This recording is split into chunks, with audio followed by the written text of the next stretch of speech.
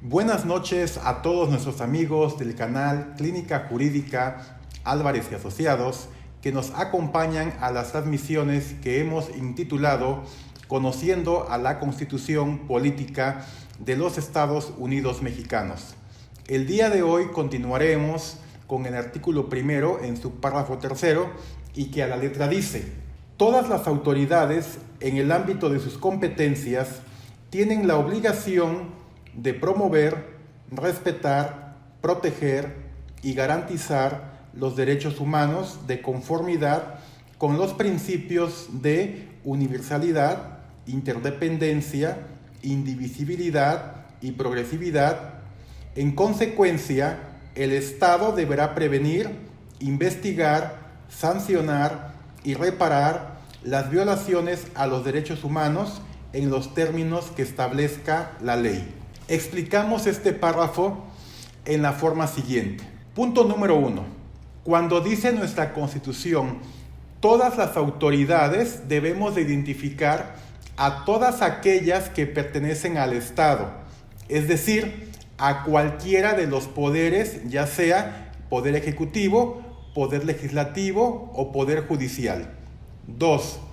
Debemos de agregar a los particulares que tendrán la calidad de autoridad cuando realicen actos iguales a las autoridades que mencionamos en el punto anterior. Ahora bien, cuando dice que en el ámbito de sus competencias, esto es, los particulares, debemos de considerarlos como autoridades de acuerdo a las facultades o atribuciones que éstas tienen. Posteriormente nos dice este párrafo que las autoridades que hemos mencionado en el punto 1 y en el punto 2 tienen las siguientes obligaciones. Inciso A, deberán de promover. Inciso B, respetar. Inciso C, proteger. Inciso D, y garantizar los derechos humanos. Son las obligaciones que tienen todas las autoridades. Ejemplo de estas, autoridades del Poder Ejecutivo, presidente de la República, gobernador de alguna entidad federativa, es decir, lo que conocemos comúnmente como estados, presidente municipal, agente municipal, subagente municipal. En consecuencia, todas las personas nombradas por los mencionados tienen el carácter de autoridad, poder legislativo federal, poder legislativo estatal y cabildos municipales. Ejemplo de autoridades del Poder Judicial: ministros de la Suprema Corte de Justicia, magistrados federales, jueces federales, magistrados de las entidades federativas, jueces de primera instancia y jueces municipales. Ahora bien, cuando la Ley de Amparo en su artículo 5, fracción segunda, párrafo segundo, nos dice que las autoridades también pueden ser particulares con la condición de que los actos, es decir, su actuación, sea equivalente o igual a las autoridades del Estado que hemos mencionado. Esto es, en el nuevo concepto de autoridad, todos podemos ser autoridad con las características que hemos mencionado. En este contexto, todos tenemos la obligación de promover los derechos humanos con los siguientes principios.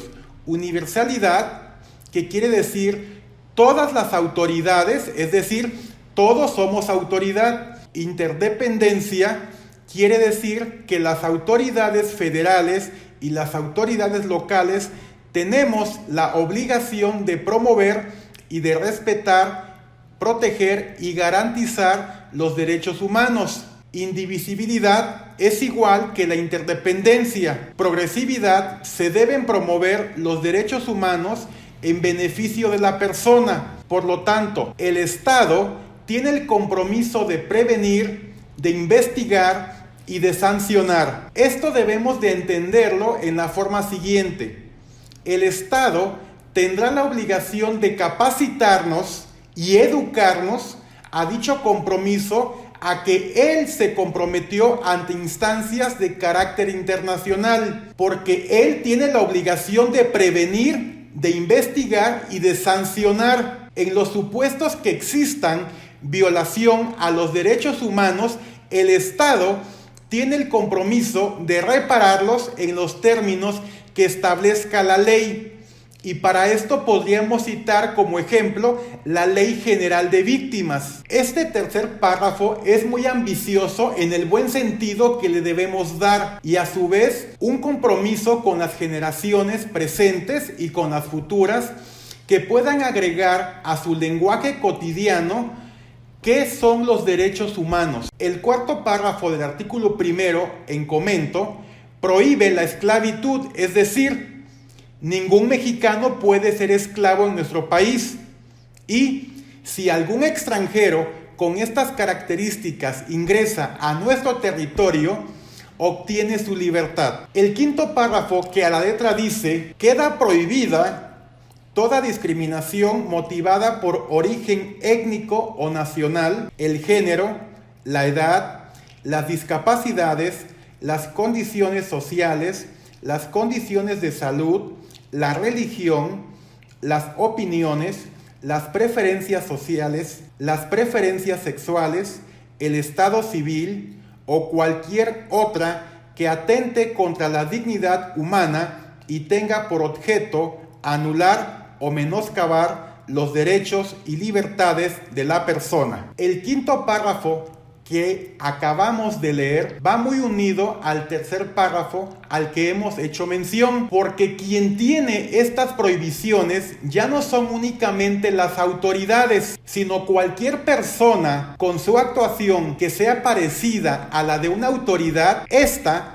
está limitada a los derechos humanos, no está promoviendo ni respetando y menos garantizando los derechos humanos. Es decir, está incumpliendo en los principios de universalidad, interdependencia, indivisibilidad y progresividad. Y el Estado tiene la obligación de reparar estas violaciones. Pregunto, ¿el tema de los derechos humanos es exclusivo de las autoridades? La respuesta es de ustedes. Si existe violación de derechos humanos por todos, entonces todos pagaremos estas violaciones. Por lo tanto, el tema de los derechos humanos es de todos los nacionales y de todos los extranjeros que se encuentran residiendo en este país. Amigos, este compromiso ya sabemos de quién es. Reflexionemos en este tema que a todos nos incumbe. Los invito a que se suscriban al canal Clínica Jurídica Álvarez y Asociados